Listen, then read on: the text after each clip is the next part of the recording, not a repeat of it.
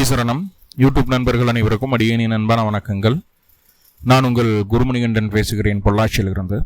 திருக்கணித பஞ்சாங்கத்தின்படி வரக்கூடிய ஜூலை மாதம் கும்பராசி அன்பர்களுக்கு என்ன மாதிரியான பலன்கள் நடக்க காத்திருக்கு அப்படிங்கிற விஷயத்தை இந்த பதிவில் பார்க்க போகிறோம். பாசிட்டிவ் நெகட்டிவ் ரெண்டுமே பார்த்துடலாம். நெகட்டிவ் ஏதாவது இருக்குது அப்படின்னா அது எப்படி பாசிட்டிவாக மாற்றிக்கிறது, அதற்கான வழிபாட்டு முறைகள் என்ன, அதை எப்படி செய்யணும் அப்படிங்கிற எல்லா விதமான விவரங்களையும் விரிவாக தெளிவாக டீட்டெயில்டாக அந்த பதிவில் பார்த்துடலாம். முதல்ல இந்த மாத துவக்கத்தில் என்ன கிரகநிலைகள் கும்பராசிக்கு இருக்குது, மேலும் இந்த மாதத்தில் என்னென்ன கிரகங்கள் பயிற்சி ஆகுது, அந்த கிரக பயிற்சியால் ஏற்படக்கூடிய மாற்றங்கள் என்னென்ன, இதன் அடிப்படையில் தான் இந்த பதிவானது பதிவு செய்யப்படுது. ஸோ அப்படி பார்க்கும்போது இந்த மாத துவக்கத்தில் என்ன கிரகநிலைகள் கும்பராசிக்கு இருக்குது அப்படின்னு சொல்லி பார்த்துட்டிங்கன்னா, ராசிக்குள்ளேயே ராகு பகவான், ராசிக்கு 2ஆம் இடமான தனம் பார்க்க குடும்பஸ்தானத்தில் சனி பகவான், ஏழரை சனியினுடைய கடைசி பகுதி, ராசிக்கு 4ஆம் இடத்துல சுகஸ்தானத்தில் செவ்வாய் அமர்ந்திருக்கக்கூடிய ஒரு சூழ்நிலை. 3ஆம் அதிபதி நாளில் இருக்கலாம், 10 குடியர் நாளில், அது நல்ல விஷயம்தான். ராசிக்கு 5ஆம் இடத்துல சூரியன், 7ஆம் அதிபதி 5, இதுவுமே நல்ல ஒரு பிளேஸ்மெண்ட்டு தான். ராசிக்கு 6ஆம் இடத்துல குரு மறைஞ்சு உச்சமாயிருக்காரு, 2 குடியவர் 6ல் உச்சமாகி இருக்கக்கூடிய ஒரு சூழ்நிலை. கூடவே புதன் வக்ரகதியிலையும் சுக்கிரன் நேர்கதியிலையும் இருக்கக்கூடிய ஒரு சூழ்நிலை. ராசிக்கு 7ஆம் இடத்துல கேது. இதுதான் அந்த மாத துவக்கத்தில் இருக்கக்கூடிய கிரகநிலைகள்.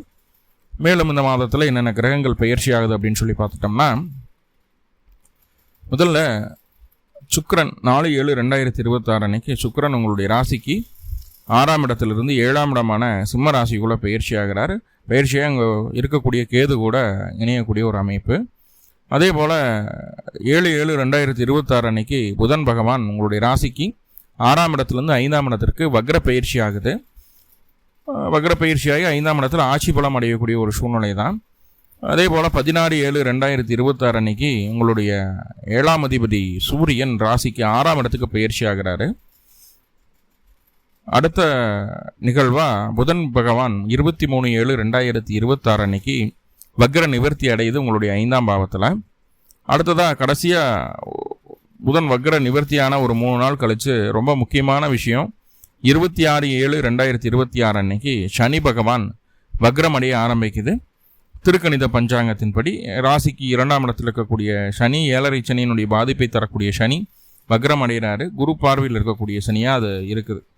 ஸோ இதுதான் அந்த மாத துவக்கத்தில் இருக்கக்கூடிய கிரகநிலைகள். மேலும் இந்த மாதத்தில் நடக்கக்கூடிய கிரக பயிற்சிகள், அதனால் என்னென்ன மாற்றங்கள் நடக்க காத்திருக்கு அப்படிங்கிறத ஒன் பை ஒன்னாக பார்க்கலாம். முதல்ல பொருளாதாரம் எப்படி இருக்குது. பொருளாதாரம் சொல்லும்போது கும்பராசிக்கு தற்போதைய சூழ்நிலை ரொம்ப ரொம்ப ஒரு சிறப்பான ஒரு சூழ்நிலையாக இல்லை அப்படின்னு தான் சொல்லணும். ஏன்னா வருமானத்தை சொல்லக்கூடிய ஸ்தானம் 2, அதுலேயும் ஒரு ராசிநாதன் போய் உட்கார்ந்துருக்கிறாரு. இப்போ வருமானத்துக்காக ஏகப்பட்ட முயற்சிகள் செய்கிறோம், எப்படியாவது டெவலப் ஆகணும், பிடிக்கணும் அப்படிங்கிறது செய்கிறோம், ரொம்ப ஹார்ட் ஒர்க் பண்ணுறோம். இருந்தாலும் நம்மளுடைய ஹார்ட் ஒர்க்குக்கு உண்டான பலனை இப்போ வரைக்கும் நம்ம அனுபவிக்கலை அப்படிங்கிற ஒரு விஷயம், ஒரு ஏக்கம் மனசுக்குள்ளே இருந்துட்டு தான் இருக்கும். ஏன்னா தற்போதைய சூழ்நிலையில் கும்பராசி உடல் ரீதியாக கூட இல்லை, மன ரீதியாக நிறைய பாதிப்புகளை பார்த்துருச்சு. யாரெல்லாம் நம்பணுமோ அவங்கள ஏமாற்றத்தை தர்றாங்க, யாரெல்லாம் நல்லவங்க நினச்சோமோ அவங்கள நம்மளுக்கு எகென்ஸ்டாக மாறிடுறாங்க. நல்லது எது கெட்டது எது அப்படிங்கிறத நம்மளால் கெஸ் பண்ணவே முடியல. நம்மக்கிட்ட ஒரு விஷயம், இது நாள் வரைக்கும் நல்லவங்களாக இருந்தவங்க நம்ம முன்னாடியே தவறான செயலில் ஈடுபடுறாங்க அப்படிங்கிறத தட்டி கூட கேட்க முடியல. ஐயோ, இது நாள் வரைக்கும் இவங்களை நம்பிட்டு இருந்தோமே, இங்கே இப்படி பண்ணிட்டாங்களே அப்படின்ற ஒரு மனநிலையோடு தான் கும்பம் சுற்றிட்டு இருக்கு. இன்னும் சொல்லப்போனால் நிறைய விஷயங்கள் இருக்குது கும்பராசிக்கு.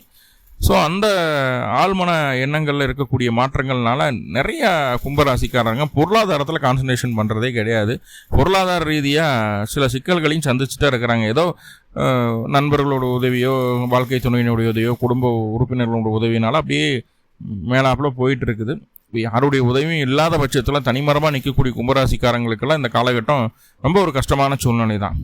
இருந்தாலும் 2ஆம் இடத்துல கூடிய சனி இந்த மாத கடைசியில் வக்ரமாகுது. அது ஒரு பாசிட்டிவ் சைன் தான் வருமானத்தை பொறுத்தளவுக்கு. அதே நேரத்தில் ரொம்ப முக்கியமான விஷயம், உங்களுடைய 2ஆம் அதிபதியான குரு உச்சமாயிட்டார். உச்சமாகி 2ஆம் இடத்தை பார்க்கிறார். 2ஆம் இடத்தை பாதிக்கக்கூடிய, அதாவது விரயத்தை அதிகமாக கொடுத்து சேமிப்பை குறைக்கக்கூடிய கிரகம் சனி. அந்த சனி பகவானையும் குரு பார்க்குறார். இப்போ குருவினுடைய பார்வை 2ஆம் இடத்திற்கும் 2இல் நிற்கக்கூடிய சனிக்கும் கிடைக்கிறது. 12ஆம் இடத்தை குரு பார்வை பார்த்து சுப செலவுகளை மட்டும் செய்துட்டு அனாவசிய செலவுகளை குறைக்கிற மாதிரியான ஒரு அமைப்புகளையும் கொடுக்கறதுனால இங்கே குரு பகவானுடைய பார்வை பொருளாதார ரீதியாக இருந்து வந்த அத்தனை விதமான பிரச்சனைகளையும் படிப்படியாக குறைக்குது.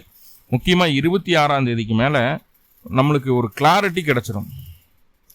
என்னென்னா இது நாள் வரைக்கும் என்னென்னவெல்லாம் தவறு பண்ணோம், அந்த எக்கனாமிக்கலான மேனேஜ்மெண்ட்டில் என்னென்னவெல்லாம் தவறு பண்ணோம், எங்கெங்கெல்லாம் தேவையில்லாத காசு பண்ணது செலவு பண்ணோம், எங்கெங்கெல்லாம் நம்ம கரெக்டாக இருக்கணும் அப்படிங்கிற ஒரு நல்ல புரிதலை கொடுத்துருது. நல்ல புரிதலை அந்த சனி பகவான் கொடுத்துருது. குருவினுடைய பார்வையில் இருக்கிறதுனால ஒரு தெளிவு கிடச்சிருது. அப்போது இந்த முன்னாடியெல்லாம் எப்படி இருந்ததோ என்னமோ, இந்த காலகட்டம் பொருளாதார ரீதியான மாற்றங்களை நிறைய பார்க்க போகிறீங்க. ஒரு தெளிவோடு அணுகக்கூடிய ஒரு சூழ்நிலையை சொல்லுது. எக்கனாமிக்கலாக வரக்கூடிய நாட்கள் உங்களுக்கு ரொம்ப ஃபேவராக தான் இருக்கும், நெகட்டிவாக போகாது. ஏழரைச்சனினுடைய பாதிப்பெல்லாம் பெருசாக உங்களை பாதிக்காது இனி வரக்கூடிய காலகட்டங்களில் அப்படிங்கிறது உறுதியாக சொல்லிடுறேன். அதுக்கு முதன்மையான ஒரு காலமாக இந்த ஜூலை மாதம் இருக்கும் அப்படிங்கிறதையும் சொல்லலாம். ஏன்னா ஜூலையில் தான் ஒரு வக்ரமாகிறார். ரெண்டாவதாக கணவன் மனைவி உறவு. பொருளாதாரம் கூட பரவாயில்ல, இந்த கணவன் மனைவி உறவு அப்படிங்கிற விஷயத்தில் ஏகப்பட்ட குளறுபடிகள் உங்களுக்கும் உங்களுடைய வாழ்க்கை துணைக்கு இருந்துட்டு தான் இருக்குது. ஏன்னா ராசிக்குள்ள ராகு இருக்கிறார், 7ஆம் இடத்துல கேது. கேது அப்படின்னு சொல்லக்கூடிய கிரகம் 7ஆம் இடத்துல எப்போ வந்ததோ அப்பத்திலிருந்து உங்கள் வாழ்க்கை துணையை பிடிக்காமல் போகிறது கூட வாய்ப்புகள் உண்டு. கேது பயிற்சிக்கு முன்னாடி இருந்து எனக்கு அப்படி தான் சார், அவன் பிடிக்கவே பிடிக்காது, அவளை பிடிக்கவே பிடிக்காதுன்னு இருந்தீங்கன்னா இப்போது அவங்க சைடு இருக்கக்கூடிய நியாய தர்மங்களை ரியலைஸ் பண்ண ஆரம்பிச்சிருவீங்க. பண்ணி இதனால தான் இவங்க இப்படி இருந்திருக்காங்க, இதனால தான் இப்படி நடந்துக்கிட்டாங்க அப்படின்னு சொல்லி அவங்கள புரிஞ்சுக்கிறதுக்கு உண்டான ஒரு சரியான ஒரு ஆப்பர்ச்சுனிட்டியை அந்த கேது கிரியேட் பண்ணி கொடுப்பாரு. ஸோ அப்போ பிளைண்டாக அவங்கள வேணான்னு ஒதுக்குற நீங்கள் புரிஞ்சுக்க ட்ரை பண்ணி அடுத்த கட்டத்தை நோக்கி நகரத்துக்கு வாய்ப்புகள் இருக்குது. ரொம்ப நல்லா போயிட்டு இருந்த வாழ்க்கை சார், எப்போ கேது 7ஆம் இடத்துக்குள்ள வந்ததோ அப்போது எல்லாமே முடிஞ்சு போச்சு சார், இவங்கெல்லாம் இப்படிலாம் பண்ணுவாங்களான்னு நான் நினைக்கவே இல்லை அப்படின்னு சொல்லி புலம்பக்கூடிய ஒரு கும்பராசியும் நிறைய பார்த்துருக்கேன். சிம்பிளாக என்னென்னா உங்களுடைய வாழ்க்கை துணையினுடைய ரியல் ஃபேஸ் என்ன அப்படிங்கிறது இந்த காலகட்டம் புரிஞ்சுக்குவீங்க. ரியல் ஃபேஸ் தெரியாமல் சந்தோஷமாக இருந்த காலகட்டங்கள் ரியல் ஃபேஸ் தெரியும் போது துக்கமாக மாறதுக்கும் வாய்ப்பு இருக்குது. ரியல் ஃபேஸ் தெரியாமல் அவங்கள ஏற்றுக்காமல் இருந்து கஷ்டப்படுத்திட்டு இருக்கக்கூடிய ஒரு சூழ்நிலையை தாண்டி ரியல் ஃபேஸை நல்லா புரிஞ்சுக்கிட்டு அடாப்ட் ஆகி 2 பேரும் ரீயூனியன் ஆகிறதுக்கு உண்டான ஒரு சூழ்நிலையும் இந்த கேது கொடுக்கும். மொத்தத்தில் வாழ்க்கை துணை இவங்க இப்படி தான் இருப்பாங்க, இவங்களுடைய எண்ணம் இது தான், இப்படி தான் செயல்படுவாங்க, இவங்களோட நடத்தை இப்படி தான் இருக்கும் அப்படிங்கிறத கிளியர் கட்டாக ரொம்ப ரொம்ப தெளிவாக புரிந்து கொள்ளக்கூடிய அற்புதமான வாய்ப்பினை அந்த கேது ஏற்படுத்தி தருவார். ஸோ அப்போ வாழ்க்கை துணையை பற்றின விஷயங்கள் அப்படிங்கிறது இந்த லெவலில் தான். புரிதல் அப்படிங்கிறது கண்டிப்பாக உண்டாகும். அது ப்ளஸ்ஸா மைனஸா அப்படிங்கிறது சுய ஜாதகத்தினுடைய நிலைகளை பொறுத்து மாறுதலுக்கு உட்பட்ட விஷயமா இருக்கும் அப்படிங்கிறது சொல்லுது. ரைட்.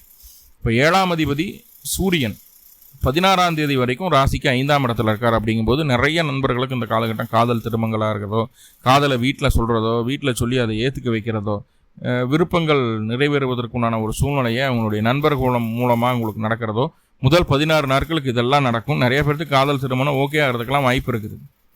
ரைட். திருமண வாழ்க்கையிலையுமே பார்த்துட்டிங்கன்னா வாழ்க்கை துணையினுடைய விருப்பம் என்ன அப்படிங்கிறத நீங்கள் தெரிஞ்சுக்க ஆசைப்பட்டு அதற்காக முயற்சிகள் எடுத்து அவங்களுடைய விருப்பத்தை நிறைவேற்றுறதுக்கு உண்டான வேலைகளை செய்யக்கூடிய ஒரு அம்சமாக காட்டுது. அதாவது நீங்கன்னா கும்பராசிக்காரங்க கிடையாது, உங்களுடைய வாழ்க்கை துணை உங்களுடைய விருப்பத்தை தெரிந்து கொண்டு உங்களுக்கு தகுந்தாற் போல தன்னை மாற்றிக்கொள்ள வேண்டும் என்ற எண்ணத்தை உங்களுடைய வாழ்க்கை துணையினமிருந்து நீங்கள் எதிர்பார்க்கலாம். 16ஆம் தேதிக்கு மேலே அப்படியே உள்ட்டா ஆயிரும். எதுக்கடா உனக்கு கல்யாணம் பண்ணோம், எதுக்கடா இவ்வளோ கல்யாணம் பண்ணோம், என்னமோ நம்மளுக்கு ஆசையாக பாசமாக எதுவும் செய்கிற மாதிரி வந்தால் பார்த்தா ஒன்றும் இல்லை, பொசுக்குன்னு போச்சு, எனக்கு நான் நினச்ச மாதிரி இவங்க இல்லை, எனக்கு எகென்ஸ்டான ஒரு பெயர் தான், தெரியாமல் கல்யாணம் பண்ணுறோம் அப்படின்ற எண்ணமெல்லாம் கொடுத்துரும். கொஞ்ச நாளைக்கு அவ்வளோதான். ஸோ ரெண்டுமே இருக்குது. 16ஆம் தேதி வரைக்கும் உறவு நல்லா இருக்குது. 16ஆம் தேதிக்கு மேலே கொஞ்சம் இல்லை நிறையாவே அட்ஜஸ்ட் பண்ணி போங்க அப்படிங்கிறத சொல்லுது. சண்டை சச்சரவு இல்லாமல் பார்த்துக்கிடுங்க. ஓகே. வேலையில் எப்படி இருக்குது? 6ஆம் இடத்துல உச்ச குரு பகவான் இருக்கார். கூடவே சுக்கிரனும் புதனும் வக்ரமாக இருக்கிறாங்க. புதன் ஆனால் முதல் வாரத்திலேயே புதனும் சுக்கிரனும் பயிற்சி ஆயிடுறாங்க. அப்போ தனித்த குரு 6ஆம் இடத்தில் உச்சம் பெற்றிருக்கக்கூடிய குரு வேலையில் இது நாள் வரைக்கும் இருந்த சங்கடங்களெல்லாம் தீர்த்துடுவார்.